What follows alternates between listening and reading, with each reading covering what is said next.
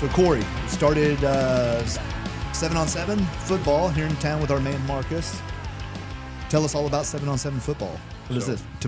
So I was coaching at one of the local high schools, and I had known Marcus for a while, and he approached me with the opportunity to coach 7-on-7. And I'd played it when I was in high school. Yeah. So very familiar with the game, knew how much fun it was, but the concept of being able to bring our area's best players in and give them a little off-season work, travel around, play some of the best competition from around, very intriguing. It was owned by Chris Evans. Okay. He was a rookie. He had just been drafted by the Cincinnati Bengals. Yeah. And I am a diehard Pittsburgh Steelers fan. Okay. So it's a little rough for you. yeah, I get it. I understand. It was a very difficult yes. A lot of thought had to go into it. I didn't want them to kick me out of Steelers Nation knowing that I was now, friends with one of the enemies. Yeah. Right, yeah. But to know Chris is to love Chris. Yeah. The first time I talked to him, he's full of energy. We were on the same level about a lot of things. So it was a very easy, easy acceptance, easy transition. The funny thing was, though, we would always talk, well, we're going to meet soon. Well, next weekend. And then the Bengals would win again. And then, okay, well, next weekend, and then the Bengals win again. AFC Championship time, he said, brother, I'm not going to lie to you. I'll see you after the Super Bowl. So I love the confidence. Yeah. That was the only part of me that hoped they won. The rest of my entire being was like, yeah, hope you guys lose. Yeah. And then they go to the Super Bowl. Right. He's a player in the game. It was awesome to see, awesome to watch. And then finally they finish their year, and I got to meet him. And we hit the ground running ever since then. The funny story about the Super Bowl push for the Bengals that year, because that was what 3 or 4 years ago.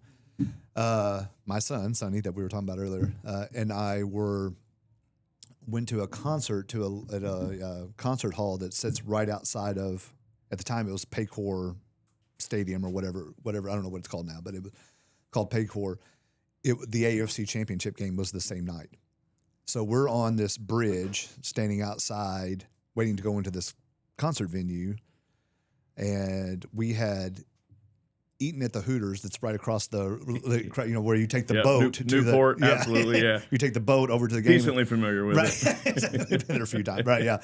But so we'd eaten at the Hooters, and then we were going to go to the game, or not go to the game, but go to this concert. And, place is packed. People are going crazy, and he's 18 now, so he was probably 13 or 14 at the time. I can't really remember what year it was, but just to experience that was crazy, just to see kind of the craziness of fans, because we're from Kentucky. We don't even have a professional sports team. So, it's like we don't really know that yet. So, or he wasn't familiar with that as much yet. But so we go and we're standing in line to get into this venue, and this game is going on, and just the sound of that crowd in that stadium that was just whoosh. I mean, it was amazing to kind of experience that, and especially when they won. They won while we're waiting in line. So it was a wild experience. Yeah, it was very, very cool. Decades and decades of frustration. Oh, sure, yeah. And supporting a bad product and ownership being, hated. And when they won it, I mean, in that part of me, I did enjoy to see, because it's a great, good story. Feel-good story. Right, absolutely. yeah, it's a good story. Right. But the Steelers fan in me was sick to my stomach. And, the Rams, I don't know. I was a Chris Evans fan, but man, I wanted the Rams to win that game. So I hated that Chris lost individually, but the fact that the Cincinnati Bengals lost the Super Bowl, I didn't sleep bad that night. Right, that's okay. Yeah. Well, I always talk to Marcus. Never ceases to amaze me when I hear about all these things that Marcus has kind of been a part of in his life, because it's like he's lived 30 lives. But Lucas is kind of the same way too. But tell me about your football career. You played high school, I'm assuming. Yep, played high school, graduated from Castle, 2002. Okay. Had a brief stint at Kentucky Wesleyan. That was a growing time in life. So the Lord has different plans sometimes, and that was not mine. Suffered injuries early on, immaturities, just, life being what College life was. stuff, right? Yeah, sure. Figured out quick that going to college to be a teacher was my ultimate goal. But coming home, and I worked for my dad that summer, and I looked at the paycheck and said, so you guys do this and they pay you this much? Right. sign me up. I'm very interested in this. Yeah. So that kind of redirected everything for me as far as my football career goes. That, you're gonna go pro in something. Sure. Yeah. Football just wasn't it for me. Gotcha. Life didn't have that in the cards. So yeah, it was going to work though. From football prepares you for so much in life. I had so many great mentors throughout my life. So many great coaches that were not just coaches, but real father figures. Like I got to play for John Leidy, something I'm very proud of. He was like the quintessential father figure. He looked out for you. He'd lean on you. If you'd messed up, he'd let you know. But he loved hard too. Yeah. I had him. He was an old man by the time I got to play for Coach Leidy. You'd hear the stories about the guys, the teams before, and how tough he was and rough he was. Yeah. And we'd be like, Coach, really? Huh. Because he's kind of grandpa at that point. Right, yeah. But he'd still have it in Still him. had the And something, reputation he'd let it out. But he had really good balance. And his approach to every situation was different. And that's always the thing I took away from Coach Leidy was his approach to everything was individual. Nothing was broad with him. He had relationships with every player, and each relationship was different. There was nothing about it was vanilla. Like he knew what you had going on at home. He knew what your girlfriend's name was. He knew what mom and dad were up to. He was a good community man, great community man. Do you feel like that's kind of a lost passion amongst coach? I mean, obviously you experienced a lot, and I wouldn't ask you to, obviously not call out anybody, but so my son, we didn't play football, but we played baseball, and I kind of compare maybe I could be wrong. You correct me if I am, but like the 7v7 is kind of like the travel baseball kind of thing, all right? Yeah. So we're playing outside of what the school offers or what is typically offered as normal rec ball, whatever kind of thing, right? And we're doing this to get some sort of exposure, right? Right. First, I guess my first question would be like, why 7v7? So it is when football season ends, it ends. That you go into your off-season program, lifting weights, getting bigger, faster, stronger. That's the goal. But everything done individually is just done individually. Guys will get together. They'll throw some stuff, little programs together. But a lot of it's just done on the side. Okay. 7v7 gives the skill players an opportunity to continue to develop their route running skills, timing-wise skills, being able to come back and fight for the ball in the air. Things that, maybe their high school runs the wing T, or they're run heavy offense, but you've got some kids that can play that are legit weapons that are just trying to get out of the cornfields of Southern Indiana and be seen because, we go to Chicago and we play the Midwest Booms. We play the kids that are, All-Americans and the kids that play in the U.S. Army game, D1 commits and all those other kinds of things. We see those guys. We got to play against those guys. Yeah.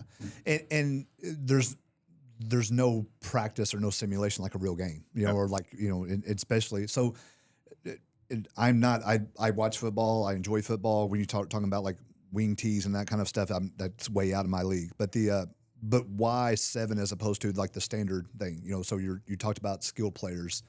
I'm assuming that's your receivers, your tight ends, your quarterback, your centers, maybe a guard or two. Yeah. Pretty much, we just take the big uglies out of the equation. Okay. Which is probably best for them. Math, the prototypical linemen, they think they're big, dumb, and ugly. Right. So math's not their thing anyway. So we get them out the way and let the fast kids play ball. Okay, all right. But really, it's just the kind of we take the most entertaining part of the game, the speed part of it, and then put it on display. Yeah. Okay. So is there, and that's just my ignorance. So the defensive end is not. There's nobody rushing at the quarterback. No, unless some leagues you can. A linebacker can blitz. Okay. But most of the time, even if you get one blitz a game, but most of the time it's just all drop back, anticipate the pass, defend the pass. Gotcha. Okay. There are some 7-on-7 leagues where you can run the ball, which I thought was really funny. Kind of defeats the purpose, I thought. Right. But it does keep the linebackers honest. Okay. Keeps the game more honest. Gotcha. So if you just have that one more threat, it adds that little wrinkle in, just keeps it from just being a drop back pass type game. And how long has that been? How long has 7v7 been around here? We started it in 2021. I played 7v7 in 2000. Oh, okay. But it was a couple dads got us together. Gotcha. We called ourselves the Castle Connection. Okay. We had T-shirts made. Yeah. But we went to IU. 2 weekends, went undefeated. And this was Castle. We ran the ball 40 times a game, and we only had 40 plays. So there was no throwing the ball. Right. But we had it in our heads that we were going to throw the ball, and we were going to turn it into Air Castle, and it was going to be like modern day did. You know, we really had it in our minds that we really developed this. We work hard enough at this. You know, we're going to throw the ball. And Coach Slatty loved it. He said, I love that you guys did all this. Now go down and go stock block, and we're gonna run the football. Which we had Ray Everhart, who was amazing. So yeah, I don't blame him. I'd have got behind my big, great big 300-pound boys and ran behind. Right. Yeah. Ran behind them too. Sure. Yeah. So is the selection process for 7v7? Is it just a group of guys get a team together and then they kind of hunt around for tournaments? So and that's where Chris came into play. Okay. The whole organizational part of it, Chris ran the whole thing. He got us our games, the uniforms, really the structure of everything we were doing. He already had it in place because unfortunately, Southern Indiana, we were damn near a decade behind in getting in on the 7-on-7 scene. Yeah. So we had a tryout. And it was pretty grassroots. A lot of it was just social media and word of mouth. And it was, hey, if you want to play, if you want to keep developing in the off season, show up, try out, and then we'll see where it falls, see where it shakes. Sure. But as opposed to, I mean, so it doesn't necessarily, and I can say this now because we're out of the baseball thing. Travel baseball is a business, right? I mean, there's 85 teams and an A through L team, at this point, and who wants to play gets to play, and that's great. It gives the opportunity for kids that love the game. But I think there's this notion that, we're playing because we think we're great, or we want to be good, or so the not everybody's getting scholarships on this, on these things. Not everybody. I mean, we're good. We're letting you have this kind of opportunity to get better. But do you have like sophomores playing 7v7? Absolutely. Okay. Yeah. So even leading up through high school, people are just doing it to get better at their position. Absolutely. Okay. And that's how we look at it. It's just part of the off-season grind. Yeah. One more piece of, the puzzle that they can put together to help develop and grow and just become a better overall football player. Sure. And the schools are pretty supportive of it? Yeah, absolutely. Locally? We've gotten I can't name a high school that has turned their nose up at us at all. Harrison, Evansville Harrison, Evansville Wrights, they were, especially early on when we really were trying to find our way, trying to find our lane. We really didn't know what we were doing. Really, best way to put it, we didn't know what we were doing. Yep. And they were very open. And yeah, if you guys can use the facilities, just please clean up when you leave. Sure. Yeah. We in with the EVSC, went through the process with them of the COIs and making sure that insurances and everything. Sure. But whereas in the past, weren't really willing to play ball with outside organizations in this this landscape. They were very welcoming, very open, and very honest with us. Yeah. We've heard good things. We would like to help out. Yeah. I mean, it seems like a real opportunity for even like for schools, like, football games are sellouts, right? And then if you take the exciting part, as like you said, like and make a game out of it, put it in the off season, man, it seems like that would be a prime opportunity to throw some, inject some more money into your athletic program. Oh yeah. Yeah. Once we got going, our first couple of years, like I said, we didn't know what we were doing. It was a lot of grassroots stuff, but we were good. And I hate that. I could have those guys back with our structure and actually understanding the game and what what we need to be doing, we'd have beat a lot of teams, right? Because we had a lot of talent, and we just didn't really know what we were doing or where we were going with it. Right. Once we got established, though, and word started to get out, when the social media stuff started to hit, and then we had the best players in the area, and every one of them played 7-on-7. So all of these kids from Wrights and all these kids from Castle, and I mean, we had the best players in the area are starting to get noticed. Well, then the coaching staff would reach out and say, "Hey, we've got kids. Let us know next year. We would like to start sending you some kids," which has helped us develop our 15U, our 14U, and our 12U. Yeah, I love the idea that there's like synergy with those systems, because my experience with like travel baseball was that it's so siloed off everywhere that you don't really get. You don't really get I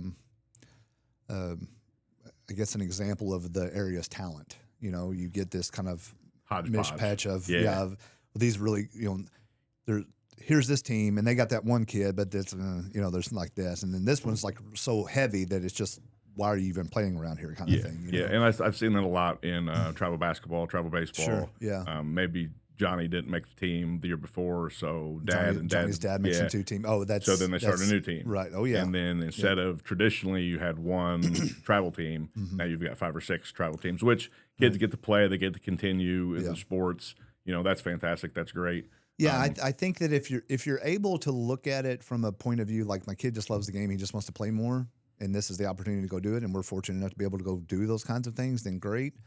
That's less than 1% of people that are kind of and involved there's a with large price tag that is associated with it. Yeah, too. I mean it's a business. Let's be honest. So the 7v7, you're traveling. I mean, is it obviously the risk for injury is there as well? I guess if you're still running, you're still is there contact like after the catch? Yeah. Okay. And you do your best to talk about, because it's you tag off. Okay. Right. They're football players. Sure. And the adrenaline's going. They're hyped up. Sure. They're good. Yeah. They're playmakers. Yeah. So sometimes collisions happen. They wear the soft caps. That was one of my favorite Chris Evans rules, because we were at a Kentucky tournament, and one of our players was playing corner. Sat down on the route and came up to make the tag and made the tackle. Led with it. I mean, it was a beautiful textbook tackle, but he didn't have pads on, no helmet, nothing guarding his face, and he had some facial issues. Sure. Yeah. So once it became mandated that we were the soft caps after that, which helps with injury quite a bit, and then the mouthpieces. That's always been our stance, just in case wear the mouthpiece. If we want you to keep your teeth. I'm sure your parents spent a lot of money on those braces, but reduce the concussion risk. Sure, That's just ultimately even the mouth guard with just the jarring of the jaw, kind of thing is important. That's what people always think, that a mouth guard is just for your teeth. No, it actually bite down. I've seen some nasty injuries, thancfully enough. The one that we had where the kid made the tackle, that was kind of isolated for us. Sure. Yeah. I've seen a lot of accidental things, but I've seen a lot of big plays happen, and kids get up, spike the ball, and do the dance, and so it's part of the game. Part of the game. Part right, of it. Yeah, Absolutely. Game, and people have to be able to be tolerant of those things. What is the team? What is the local team's name here? What is the organization? CE Stars Evansville. Okay. And CE Stars originally was Chris Evans Stars, and I think I can tell this story right. Okay. Like there's been enough time go by. Okay. So when Chris was at Michigan, he started a 7-on-7 team, and it was CE Stars, but CE Stars. So they call him in. 12 gauge. No, it was something like that, because he was number 12 at Michigan, which, he was young, coaching a bunch of kids, and their name was CE Stars 12 gauge. That wasn't the best idea, but he acknowledges that, sure, so it's fine. Right. But Michigan called him in, and they said, hey, you can't use your name likeness here. This is against NCAA. He said, whoa. The CE stands for Collectively Evolving, not Chris Evans. So Collectively Evolving was born to navigate his way through the NCAA. Is that an off-the-cuff answer? Because I was just assuming that meant Chris Evans too. That's Collectively Evolving is beautiful, and that was right on the spot, right off the, because they had it on the paper, and she was pointing at the paper saying this is violation of NCAA rules, and he said, "Well, hold on, that's Collectively Evolving. That's not even Chris Evans." Wow, so that's a great off-the-cuff answer, right? Yeah, if it was, Yeah, man. Yeah. He wasn't just fast on the field; he was fast off the field too. Yeah, great answer. Yeah, always made big plays. Yeah. So you're in year what? 6 of this? Yeah, 5 now. 6 overall. Okay. So the first year we had a little trial period, just because he wanted to make sure Marcus wasn't just full of crap. Talking about how Southern Indiana had all these good football players. Yeah. So he gave us. Yeah, exactly. We had to earn the label. Fair. Yeah. So we were Evansville Elite that first year, and like I said, we had some plays that we had got off, from some people. Had no real game plan defensively. Chris made us. He came up with this defense, And Montrell Johnson, shout out Cello. He kind of took it and made it his own. Yeah. So then we had this defense that nobody else was running that was very hard to figure out. Mm-hmm. And by the time they figured it out, the game's over. Yeah. So, that first year we had some studs. Yeah. Like we had Eli McDermott, who was a modern day, Billy Badass. Like he was my favorite player I probably ever coached. That I really wish we had put him in a better position because that dude was all day long. Yeah. And then. Jay Smith, the Wrights running back. He would run this post out of the backfield, and you could. I mean, the dude is so fast you couldn't cover him. Yeah. He'd get him one-on-one with the linebacker, and I just kind of smirk and giggle. Yeah, watch this. Yeah. We had Mason Wunderlich, who was a Mr. Football candidate, 6'5", rocket arm. He jokes with me now and says, "Yeah, I carried your ass," and yes, he did. Where did he play at? Modern day. Okay, he's a modern day kid too. Yeah, Okay. because we would. He won. Yeah, they beat a very good. I can't remember who it was that year, but they had a stud linebacker that's at Notre Dame now playing. Oh, okay. All right. Yeah. And that was the big head-to-head matchup, and Mason did his thing. Yeah, nice. But we had some studs. Yeah. And so first year we showed what we could do, and then Chris came on and said, "Well, this is structure. Mm-hmm. This is what it's supposed to look like. This is what it looks like when it's just not a mom and pop, right. thing. You follow this blueprint, and you guys are going to have success." And we have. Good. I mean, you love to hear the success stories, and you also love to hear the fact that, and I don't know about, I don't want to be, suppose that this is what happens, but it's giving opportunity to people, that to shine that may not have that, that was also a little bit of trouble with my travel baseball kind of thing, was that it's to be honest, it's probably not the best of the best. It's a bunch of rich kids, that are playing, and anytime that it's giving opportunity for things to shine, others to shine, then that's a beautiful thing. So it kind of sounds like that's what we're doing. Yeah. Right. Yeah. Oh, absolutely. Yeah. And we had a run where we got guys coming through that all played in college. Mm-hmm. A lot of Division I players. Yeah. Antonio Harris, that's at Purdue right now. He's one of the biggest reasons why I said, if I'm going to coach 7-on-7, what are we going to get? What could we get out of this? Mm-hmm. Like, who would this help? Look at a guy like Antonio, who was a wide receiver, who was a running back. He was kind of a fringe guy. He's going to get work at both. Clay Connor, probably the prime example, because Clay could do everything. I mean, when Clay was at Boonville, they beat Wrights for the first time in 100 years. And, I think Reese Wilder went down early. Reese was their stud running back, went down early in the game. Clay would play quarterback and either run or throw for the touchdown, and then play safety and either get the interception or make the big tackle. Unbelievable. I remember this. Like I said, I don't. It's my exposure is basically from like Friday Night Lights, highlights off of News 25 or whatever. But I remember that kid specifically. Yeah, it was just like this crazy kid out of Boonville that was just nuts. Every year. Well, I guess not every year, depending upon how Paycor's schedule is. CE. Collectively Evolving hosts a tournament at Paycor Stadium. Oh, wow. So our kids get to go and play, where the Cincinnati Bengals play. Down on the field, big time. Yeah. And the first time we went, it was the first time they had it. And we had two teams. We had a bunch of kids. We had two teams split. Again, we didn't really know what we were doing. If we'd consolidated the team, we'd have been dangerous down there. But that was the biggest takeaway from the weekend was so many people were like, "Who is this Connor kid?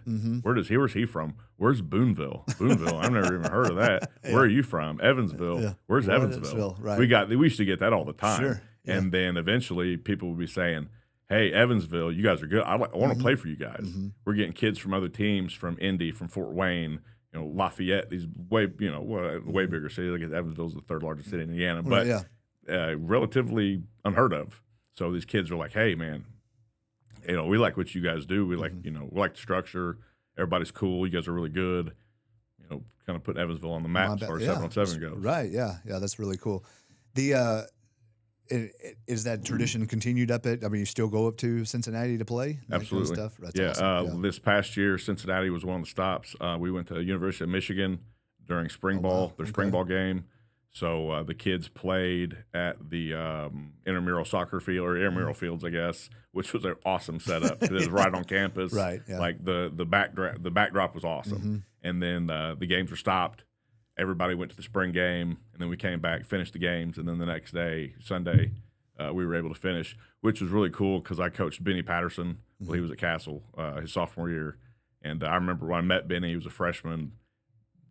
He was a skinny kid, high top fade, and then I see him 4 months later, and I'm like, wow, that weight room treated you well, brother. Yeah, you did something right in and there. then you fast forward, 3-4 years, he's an animal. I mean, he's a grown man out there, but he's doing his thing, playing against the nation's top players.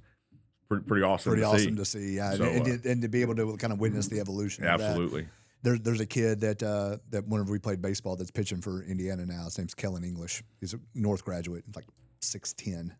Played basketball, but is a pitcher. And I'll never forget as long as when he's playing baseball, he'll draft someday, And when we first met him on our travel ball team, I spent the night at my house several times. My son's been at his house several times. But the very first thing he said, he goes, "My name is Kellen. I either strike out or hit dingers." and he was right because he was, a foot and a half taller than everybody else on the team, But as a 12-year-old, staring him down, coming at you from the mound, he had 12-year-old control issues, right? But he was probably coming out 75 miles an hour, and from 10 feet off the ground.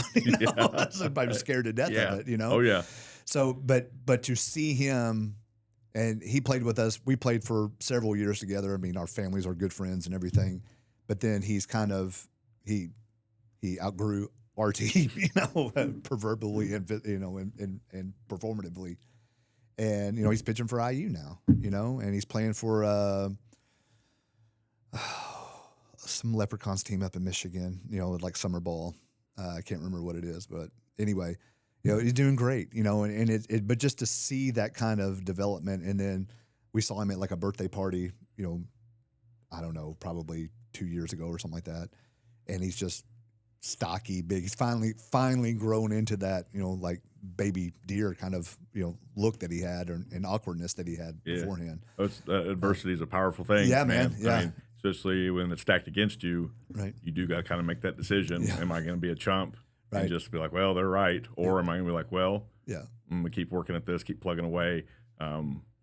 Puberty's an amazing thing. Yeah. It is. Yeah, but I saw him the last time I saw him, and he was actually, kind of got some muscle on him. I was like, how many calories are you eating a day? He's like, I don't know, like 7,000, and he's like, they literally have his meals. They do it for all the players, but, like his meals are like 12 pancakes and all this. It's all just calorie dense stuff. So, but he looks good. He's doing great. So shout out to Kellen English and his family. They're doing great. Because that stuff is awesome. The not the throwaway kids, but the ones that, they're going to hit the dinger or strike out, I love it. That was my favorite line. Those guys are so great. Right, yeah. But you see a lot of those kids that they don't develop early, and then they fall behind a little bit, and then you got to, get them to buy in, and then they buy in. And then they start to develop. They hit the puberty. They start to hit the stages. They say, "Oh, I like muscles." Girls are starting to take notice. Yeah. And then it becomes. And then they're a senior in high school, and they're an absolute badass. Yep. And all it took was just a little. Yeah. Stick with it, kid. Yeah. Because I see it a lot. I hear about it a lot. The coaches that once the kids they're too small in the beginning, or they're too fat, or they're too slow, or whatever, however it shakes out. They don't get the extra attention. Yeah. And then that turns them away from the want to, because you can't teach want to. Sure. That's you either got it or you don't, but it can be given. It can happen. You can get it up out of them, but if you lose them early, it's pissing in the wind at that point. Yeah, and I think a lot of it, just from what I've witnessed, and I'm just going to keep using Kellen as the example because he's the D1 kid that I know, right? His parents were super chill. There was never any kind of hollering or like upset rides home from the ball field that I witnessed anyway. His dad, Aaron, and myself, we called ourselves the right field parent council because we would sit off by ourselves in our little tents and not get into all the mishmash of parental issues in the bleachers. But you know, and Kellen have a bad game, and Kellen would either strike out or hit a home run, you know, the former a lot more often than the latter, you know. But you just never heard, you never heard Aaron like get upset or get mad or whatever. And I think that's what I've witnessed over time, and even been guilty of it myself. I mean, I was, sadly enough, you know, there was times where I was like, "God, what are you doing?" You know, like just getting upset about it.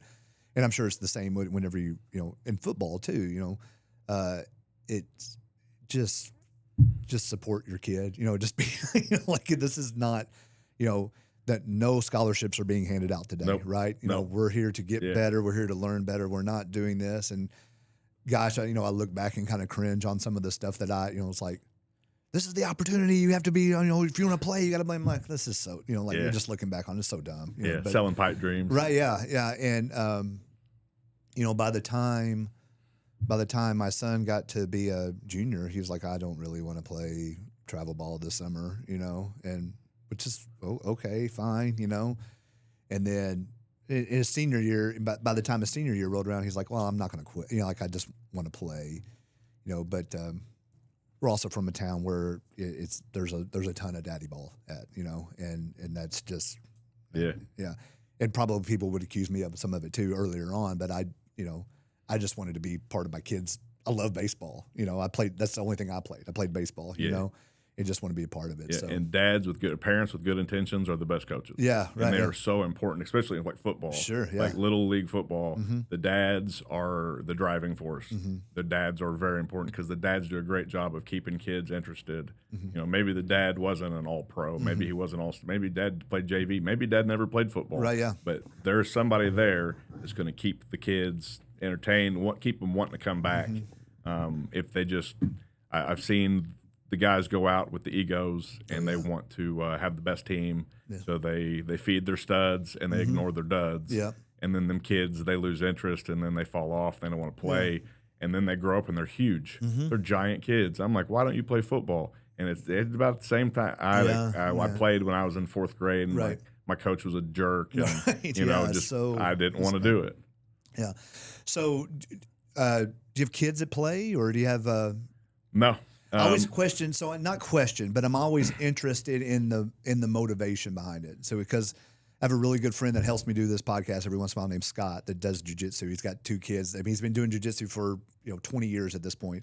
He's got 2 kids they're in college now, but growing up, and they did it as little kids, but even as as like middle schoolers and high schoolers kind of like fall out of it. And Scott still, like, he's so passionate about like teaching others. So give me some insight on that. I get asked that all the time because I don't know that I have that in me, to be honest with you. It's not. I mean, it's not like Chris Evans is paying me a lot of money to do what I do. You know, right? Yeah. There's a lot of sacrifice that goes with it, but it's part of the love of what I do. Right. Yeah. Again, I had a lot of great mentors growing up. I had coaches. I got lucky. I had a good string of coaches that were fantastic men. They were leaders of men, and they would inspire. They would motivate through inspiration, or they would inspire through motivation, however they wanted to make it shake. But I fortunate enough to have that a part of my life. And then when I got done with school, to be able to come back and was given the opportunity, a guy named Andrew Coverdale had just taken over for Coach Slidey and was looking for some young assistants. I was back in town. I was very interested. That guy was just one of the smartest people I've ever known in my life. At 19, 20 years old, it was very intimidating talking to him because he'd forgotten more about football than I knew. And I thought I knew a lot about football, you know, like at that age, I thought I knew everything about everything. Sure, right, yeah. And we sat down and talked, and I was like, wow, I don't know anything about what this guy's talking about. And he's just talking about it like it's just me and you talking right now. So, but coming back, the other coaches, Coach Coverdale was great, but it was the other coaches and their passions and their love for what they were doing, and getting to coach the younger kids, and because I've lived a lot of life, so being able to talk about life experiences and being able to give guidance, and because these guys, they've talked to me, they've asked about homework, they've asked about girlfilefriend problems, but it's not just football stuff, it's life stuff, right? Especially at that age, not everybody has a strong father figure, not everybody has a father figure. I've known a lot of them, but they're being raised by single moms. Shout out to single moms, you guys doing a great job, a lot of these guys, but a lot of kids come from nothing. So they look at you, and you're it's kind of a hero worship thing. Yep. So that gives you juice. So then what are you going to do with that juice? Are you going to use it, to promote the greater good? You're going to use that juice to be selfish? You're going to just ignore the juice and just, just keep going forward? I just, once I realized the power that lies within being a coach, being a mentor, being a leader, it's like I've got the juice. I have a real opportunity to benefit people and not just make impressions on people, but make real impacts in people's lives. Yeah, and that's not an arrogance thing either. No, It's the ability to know that you you're providing something. I'm providing a service, and it's kind of like this thing, this is fun to us. You probably get paid more by Chris than what we get paid to do this, but we just have fun at it. But the beauty of it is that the words are power, right? And so the ability to, even though if we don't get a bunch of views and we got this, but the ability for people to maybe see this and know that someone like you exists out there, and know that there's people that give a damn, and that are I have really no skin in the game. This is not feeding my family. It's not putting a roof over my head. I don't have kids in it, but I'm out here because I love it, and I want to provide examples to these kids going forward, whether or not they go D1 and I can say, hey, that was my player, or they kind of fall off the side and they just don't want to play anymore. As long as I have the opportunity to make some sort of impact on them, that's what I'm there for, and that's awesome. Absolutely, and that's what I believe in, those individual relationships and building those individual relationships. Yeah. Because again, there's some kids that never get that. Yeah. So knowing what they're going through, what they've been through, it does help your path that you can help these guys carve out. Yeah, man, that's beautiful. That's what Better Human's all about. It's just finding folks like yourself. So thank you for doing this and doing what you do, because it's a ton of dedication and time and effort and energy and frustrations, I'm sure, from time to time. Oh, yeah. And in dealing with things when you kind of question, what the hell am I doing this for? Honestly, one of my favorite things is seeing them out and about, and they see you and they say, "What's up, coach?" Yeah. So you're still coach. That's a lot of respect there. Yeah. And that's a really good feeling. Yeah. It is. It's a really good feeling. So tell us how, if I have a kid that wants to do 7-on-7, tell me how where that goes. So first and foremost, have an awesome fall. Hope everybody stays healthy and everybody kicks ass and, scores a lot of touchdowns, gets a lot of highlight tapes. Yeah. When it's all said and done, though, when the state tournament's finished, it's usually the weekend after. It's usually, I think, December 3rd, around in that spot. We'll have an open tryout, and we want anybody that wants to get that off-season work, that off-season grind, we love it. Come out. We love multi-sport athletes. If you're a basketball player and you can do both. We've had multiple guys, Mason Wonderlick, Clay Connor. They were great basketball players. And then when they weren't playing ball, they were with us, getting ready for the next year. Sure. Yeah.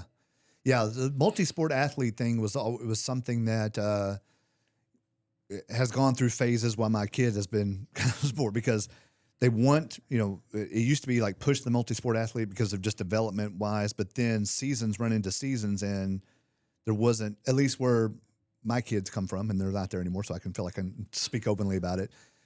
That wasn't really fostered that too much. It was, well, if you were football, you couldn't really, once football started, baseball was kind of like you had to come to that, and vice versa. Basketball, my kids ran cross country. Cross country runs into baseball season or basketball season, So if you were playing, if we had the big tall girl that was the killer basketball player, but she did really good on our cross country team, well, basketball took first priority, and so there's a lot of teams that kind of suffer because of that. So nurturing that multi-sport development versus specializing in sports, you've seen that kind of play all the sports. Right, I've been fortunate enough to meet a lot of college recruiters through this.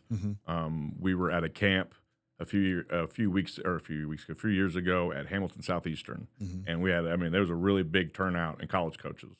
So as we were just talking, because I had a lot of kids at the time that I can play ball, so I was using that time to be be a little salesman. And their favorite thing they liked to hear about was all the other sports they played. Yeah. Especially wrestling and track. Those were the two. Yeah. They want to know the quick twitch muscle kids. Sure. You know, what are they like on the track? Oh, he runs track. That's awesome. Yeah. I'm going to go look at his times up. Right, yeah. Gives you a little bit to look at, you know, what's his development looking Sure, like. yeah. And then the wrestling, mental toughness, how tough are these kids? Right, yeah. Positionally, you know, basketball's a good one. Sports in general, they just want to see, you know, what's the kid's involvement, how much they play. But that was always one of the favorite ones they like to talk about was, you know, what sports are they in and how are they at those two? Yeah. I think that, you know, and probably getting a little bit of insight on what they're like on the field too, like, or what their ethics like. How are they in the locker room? How are they that? You know, the coaches are interested in those kinds of things as well. Because, I mean, being a 7-on-7 coach, I mean, does anybody really care? Like, is Nick Saban going to call me and say, hey, is Johnny a good football player? You know, these guys, right. they know. They right? say, yeah. so how's it been dealing with mom and dad? Right, yeah. Or you know, now that the season's over and this is just kind of for fun, have you heard anything? Like, what are they like, you know, outside the locker room? Sure, yeah. Now that there's nobody standing over the shoulder telling them what to do and where to go, how do they do on their free time? Have you heard anything, any involvement, any extracurricular activities maybe they don't need to be involved with? Right, yeah. So, you know, there's been the feeling out process Stuff before. matters, kids. Yeah, Stuff matters. Absolutely. Absolutely. Your reputation will take Right, you yeah. and it will tank you. Right, yeah, exactly. Absolutely. Yeah, especially like the Sabans of the world. They don't give a damn really how good you are. You know, if you're, you know, we had a kid, and I won't, you know, name any names, Sure. but I'm extremely proud of him. But he got in some trouble his second half of his senior year. Couldn't finish basketball season, came to us and he had nothing going for him. Can I play? We were like, yeah, because this kid's good. Heck yeah, you can play. Sure, right. He was in a spot, and we helped him out a lot. He ended up going the JUCO route, and now he's a Division I, you know, football player. There you go. Self-made man, Yeah, but he had to grow up. He had to learn, right? Because once that happened and that got tagged to his name, they quit calling. Yeah. So sure. That's real. That's right. real. Yeah, for sure. Then you got to go the road less traveled, and that's a hard road. That's a tough road. Yeah, it's 15 steps back. Right? Absolutely, absolutely. It's not back. the yellow brick road. No, It's tough. Yeah, and then climbing your way back out of it. Well, each and every podcast at the Optimize You studio is sponsored by Optimize You Evansville. At Optimize You Evansville, we help you take control of your health, performance, and vitality through cutting-edge hormone optimization, peptide therapy, athletic recovery, weight loss, and sexual health solutions. Whether you're an athlete looking to maximize recovery, someone striving for sustainable weight loss, or just looking to feel like your best self again, we used advanced diagnostics and personalized treatment plans to get you there. Our science-backed approach helped optimize energy levels, mental clarity, muscle recovery, and overall well-being, because feeling great isn't optional, it's essential. You ready to elevate your potential? Let's get started today at Optimize You Evansville, where normal is not optimal. So, you got a Widowmaker? Yeah. All right. 34 years old. Jeez. Yep. I had built her crib that day and then went over and hung out with a friend of mine and came home. My back started to hurt. I was like, man, this is where I just pulled a muscle getting in a bed. You got to be kidding me. So I get up, I pee, and I'm stretching, and I get back in bed. Like, man, this hurt bad. So I get back up, and then I'm feeling it in the front, too. I'm like, all right, there's something going on. So wife was 8 months pregnant at the time. She was sleeping in another room. Oh, my goodness. And by the time I got to that room, I was cold sweat. I was having trouble with my breathing. And I said, hey, I think something's going on. I don't know what's up. So she gets up. We're talking, and she goes to find some aspirin. She's a nurse. Oh, so okay. She had thoughts of what it could be, Sure. but still, 34. And yeah. the best shape I'd been in since college. Yeah. So she comes back. She said, I'm going to call an ambulance. I said, no, I'm not paying $5,000 for a ride for them to tell me I'm having an anxiety attack or whatever's going on, But by this time, the sweat is profuse and cold. And the more I talked, the harder it was for me to catch my breath. By the time the ambulance got there, I was in the front yard on my hands and knees. I mean, it was I knew things Something were was bad. bad. Yeah, something was bad. Yeah, so they loaded me up in the ambulance, took me off, and I was in and out of consciousness because the paramedic was standing over me, and I came to and he was gone, but I didn't know that I had gone under, So I was like, what the, that guy was just here. Like, what the hell's going on? Some witchcraft or Oh, something. wow, yeah. But they rolled me into the ER, and my mom's standing there. They open the doors. There she is. And she said she put her hand on my leg, and I was cold. Oh, my gosh. No blood circulation, Yeah, right? yeah. So, and I was starting to get the numbness. My feet were numb. I mean, my hands were numb. I was in trouble. Yeah, yeah, yeah. So they get me inside, wheel me in, and my mom and dad are there. My wife is there, and then some 8-foot tall guy. There's a nurse, and he leans over me and he says, "You're having a heart attack, but don't worry, we're gonna save you." Mm-hmm. And I mean, that was a flooring moment. Yeah. And then I looked over at my dad. My dad was scared, and I'd never seen that look before. Mm-hmm. And that's when I was like, wow, No, real. yeah, this is real. Yeah. So they're writing on the wall, they're prepping for the OR, Mm-hmm. and they're putting the info up, and I start looking around. I'm the only one in here. So I was like, well, that's for me. Mm-hmm. They're taking me to the OR. They're going to do surgery. And I remember I just sank back into that pillow like, oh, man. Mm-hmm. Becoming way more difficult to breathe. I mean, it's like I'm starting to freak out a little bit. Mm-hmm. And then the nurse clears everybody, and it's just me and my wife. And she says, "Okay, so you can say bye to them, and then we got to go." And I thought, them, it's just her. She was talking about the baby too. So I put the hand on the belly and said, "I love you." Mm-hmm. And they took me in.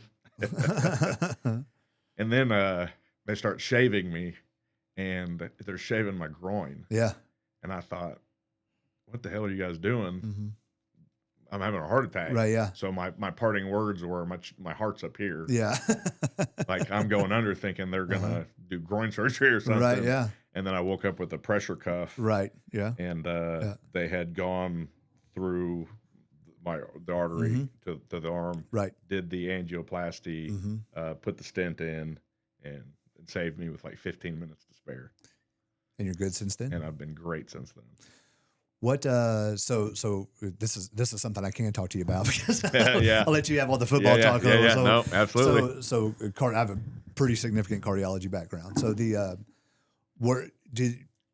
family history of it? Oh, yeah. Okay, so strong family history of it. My mom's mom died at 40. Okay. Of the exact same heart attack. Dad's side of the family has heart issues too. Mm-hmm. But it's funny because when it first happened, he wanted to know when the last time I'd done cocaine was. Oh, of course, yes. And I was like, that's not my bag, dude. Mm-hmm. Like, no. Right, yeah. So then he asked again, and then he's like, look, it's going to come out in your blood work. Mm-hmm. So I need to know because this is the only time I've ever seen anything like this was from heavy use. Sure, yeah. I'm like, if it comes back, bud, we're both going to be very surprised. Right, yeah. So he came back in the next day and was like, well, came back clean, but honestly, not really sure what happened. Something caused probably a large piece of plaque to break free. It hit it, clogged it up 100% because I had 100% blockage. Clogged it up 100%, and it sent you into your episode. So stent and checks and stent, taking care of yourself and all that good stuff. Yes. Yeah. It wasn't easy. No. And I can't say that I'm the pillar of health and success. And after it happened, I had a lot of mental issues, for sure, a lot of darkness. Yeah. Even leaving the hospital because they prepare you for a lot, but they don't tell you about a lot of the darker things that you have ahead of you that you don't even know. But I had the inkling things were just different. Like even just wheeling me outside, I just didn't feel like me. I didn't feel like myself.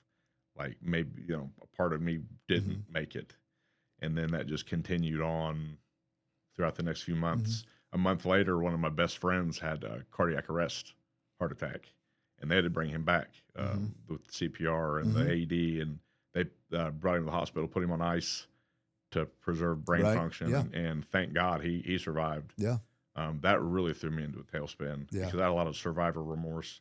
A month ago, I had the exact same heart attack, and I'm fine. I'm there with the family and the friends, and as people are going through the process, they look at me and say, "How are you doing? Right? You're doing really well." Almost, and I felt guilty almost that Sure. he was where he was at and I was where I was at, which sounds ridiculous now, but at the time it consumed me. Sure. Yeah. And that's when everything really started to go south. My daughter was born a month later after my heart attack on the 20th of October, which was, the best day of my entire life. Sure. After Hunter had his heart attack, it was like all the strings that had everything attached just started to fade, and everything started to unravel. Mm-hmm. I had a lot of emotional detachment with everyone around me, daughter, wife, friends, family. You get to just every day I'd wake up, I'd have this battle in my head, and I'd fight this battle, and the mood swings were horrible. My anger was out of control. I was on something called Berlinta, to help with for the stent to take. Yep. And when I was in the hospital, one of the nurses made the comment that, "Oh, this makes you mean." Really? Yeah. Okay. Yeah. And I don't know that it's even a thing. It might have been a placebo, but it did. Where I was at, it didn't matter. Those mood swings were so rough that it didn't matter what heart medicine I was on. That was just who I had become. Yeah. And it was rough. Like I said, I'd become somebody totally. I didn't recognize myself anymore. Yeah. Tried therapy. I tried to get help. Nothing helped. Nothing worked. It got to the point I didn't want to do it anymore. I was ready to give up. I was looking forward to giving up because every day I'd wake up and I'd go right back to, wash, rinse, recycle, repeat. Was it like anticipation of it happening again? Was it like fear of that again? Oh, a lot of that. Especially in the beginning. Like Sure. I fought to stay awake because, it happened at night. Right, yeah. So my biggest fear was I was going to go to sleep and not wake up. So I would do everything I could to stay awake as long as I could until I can't keep my eyes open anymore. And then when I would wake up, it was a moment. Oh, right. Yeah. I'm okay. Everything's fine. Everything's here. Everything's here. I remember going back to the gym. Dr. Pena Metza, shout out Dr. P, said, "I want you to get back to lifting heavy weights. I want you to get back to who you were." And that was like asking me to climb a mountain. I couldn't get out of my car in the parking lot to go in to lift the weights, let alone I had trouble getting to the parking lot, let alone getting inside to do it. And that wasn't because of like a physical ability; it was the mental thing all going mental. on. Yeah, all mental. Biggest mental. I thought for sure I'm going to push. It's going to give, and I'm going to die right there in front of everybody. I mean, you could not tell me any different. When I started going back, my wife would come with me, and she would go station to station with me and watch me and just be there just in case. I knew where the AEDs were. She knew CPR. She weighed like 110 pounds soaking wet. I don't know that she could have got the full compression, but she was mean, so she'd have gave it a hell of a shot. Yeah. But that was huge. That was because that was a big part of my recovery. The cardiac rehab and lifting the weight. Getting back to who I used to be. Yeah. And that was so far away from what I could possibly. Yeah. Yeah. Oh, we got a special guest in the house. Special guest in the house. Yeah. You got to get a microphone. Pull your microphone up to you so we can hear you. What you say? You want to tell everybody what your name is? Can't reach. What's your name? Monroe. Monroe what? Bradley. What's your nickname? This is my favorite part.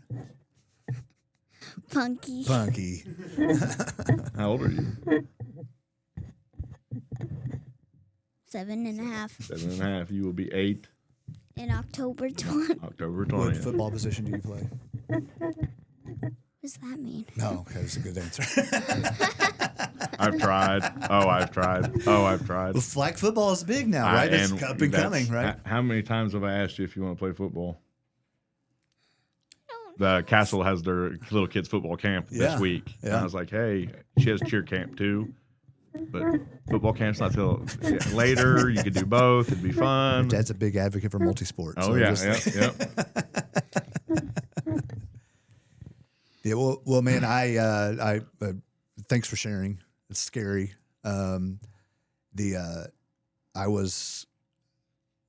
did not have a heart attack, but I've been through similar things where I was fortunate enough to have my grandparents still late in life, and so the first time I experienced actual like close death, I was 40 42 years old, and that was like my grandpa passed away, and super close, lived down the street our entire lives. And, just knowing that is what's in store, Now, since then, my father passed away in September, or this past September, and that's even more scary. So I'm that guy too. So it did not happen to me, but so I'm not stealing any valor there, but it is a very real fear to think that this is happening to me. I've got 3 of these guys, and I am lovey-dovey dad, I'm like giving them a kiss on the way home, still, to this day. So yeah, thank God for medical science. Thank God for people that, kind of pay attention to it, because I don't know that at 34, I probably would have just gone to bed, because especially like we're the worst patients, right? Oh, yeah. Because we're like, oh, this is BS, man. And I've worked ER, cardiology, and orthopedics. That's really my, that's my background. Okay. Well, how many times did I take care of the 34-year-old guy that came in for chest pain because he'd been snorting rails all day long, or whatever, it's that, and I'm like, oh, well, this is just nothing. It's my back. Why would that hurt? And I've been putting together a crib all day long, whatever. And then, and that's pretty where I was at. Yeah. I was not going to pay $5,000 for an ambulance ride to tell me I was fine. Yeah. Thankfully enough, my ex-wife was very assertive, and she was not going to take no for an answer. Yeah. So throughout our relationship, that was always an issue. Yeah. That I didn't listen. I'm as hard-headed as they come. I admit, I do. Right. Yeah. I'm the first one to say yes. Right. I'm not only a client. I'm the president of the damn club. Yeah. But thankfully, as the situation got worse, that voice in my head softened, and then finally, it was just listen to her. I don't have a choice anymore. Absolutely. Right. Yeah. I had similar experiences with some anxiety after my grandfather's passing, just because, again, it's this recognition of your own mortality, right? Like it's going to happen to all of us. What time it happens, I don't know. Just whatever. But the acceptance of that going was weird, and I can remember standing in office, like seeing patients, and being like, and it would just start, kind of out of nowhere. And I'm like, oh, this is what this is. I don't have anxiety. I don't have this. I don't have that. This is obviously something wrong with my heart. I would go to the clinic next door who I was friends with, the primary care doctor was next door. I was like, you need to do an EKG on me. You need to do this. You need to do that. We do it and it got to the point where I don't know that I was annoying or not. They're like, Derek, it's normal. It's this, but just dealing with that fear, it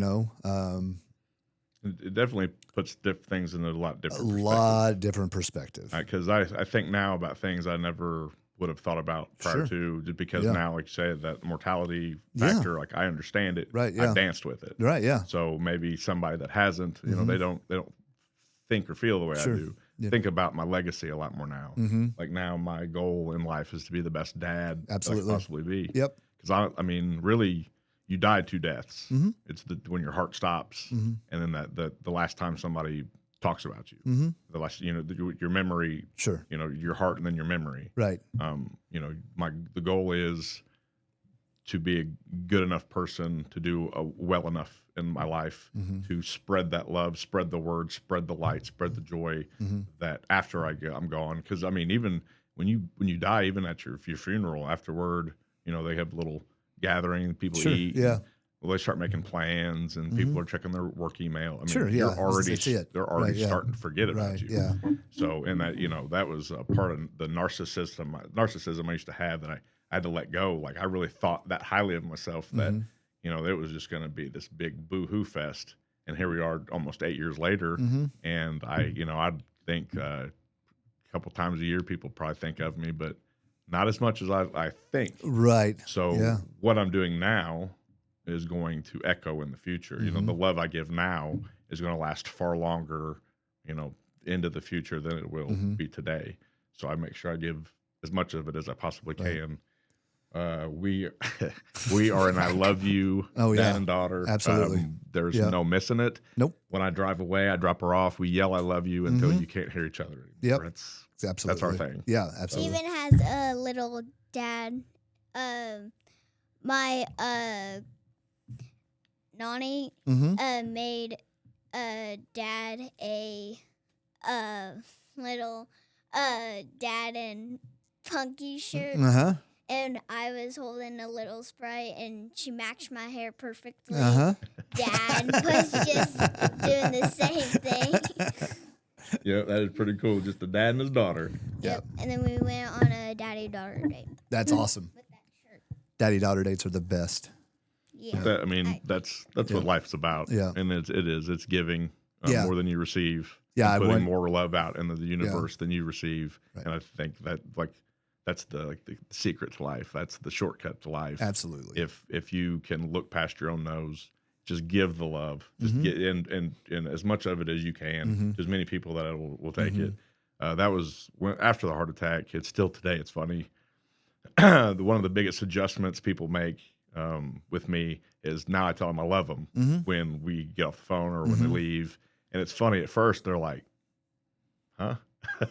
It's strange to me. I do the same thing a lot of times, and because I am that guy also, and it's.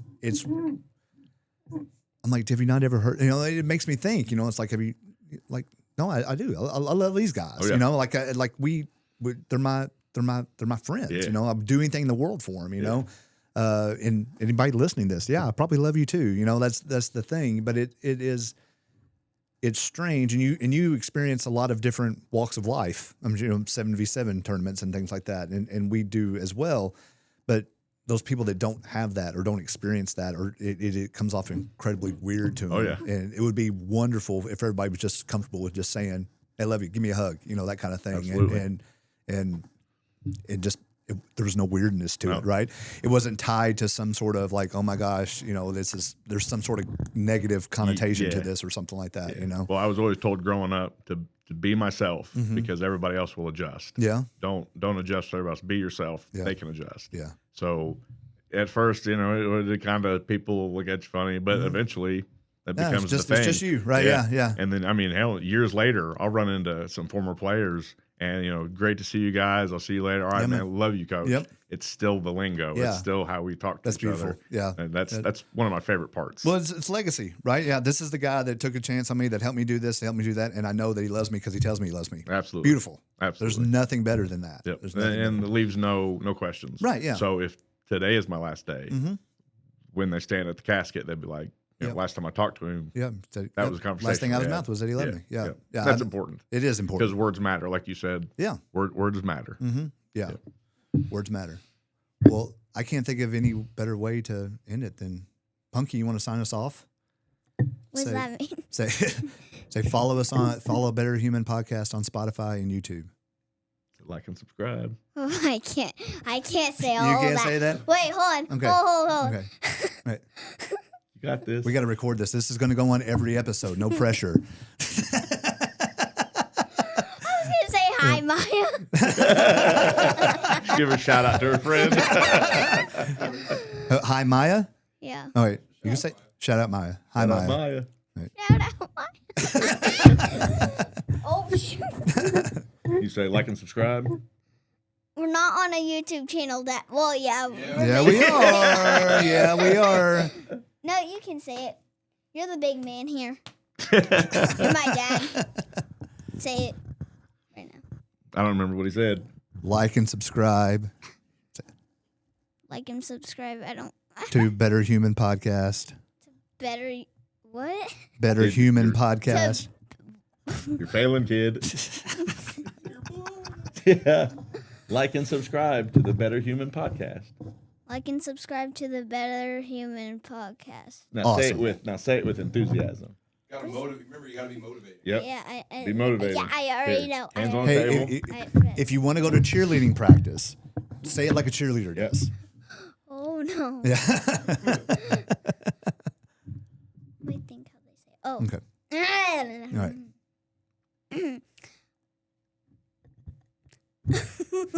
I'm laughing too much.